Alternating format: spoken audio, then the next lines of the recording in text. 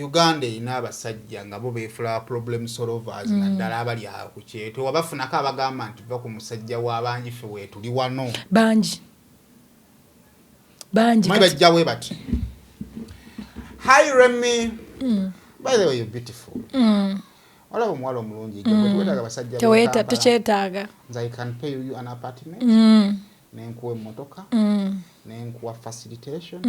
You just have to wait for me. Abo mbafunyeeko actually. This is me.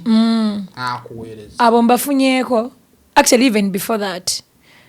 Nze nina omuntu eyangambaawo obeera wane mugambira namungona yo munfuufu sootya musa mutya mu abasula eyo munfuufu. No, ebyeddala. Nangamba musa mutya. How do you guys? Nangamba ku Ntebe Road yoko kuliko apartment obulungi. Restogera nafuneka apartment. Nangamba njagala nkuweereza sente ogenda ofuna apartment. Ne mugamba hana nno nze nga nina ebizibu byange nambuuza kizibu ki. Ne mugamba apartment eyo naligenze nenze nga ndina maama.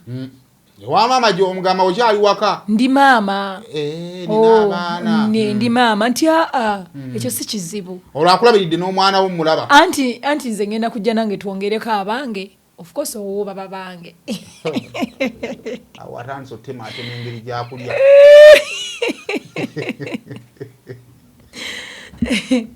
So, bwekityo.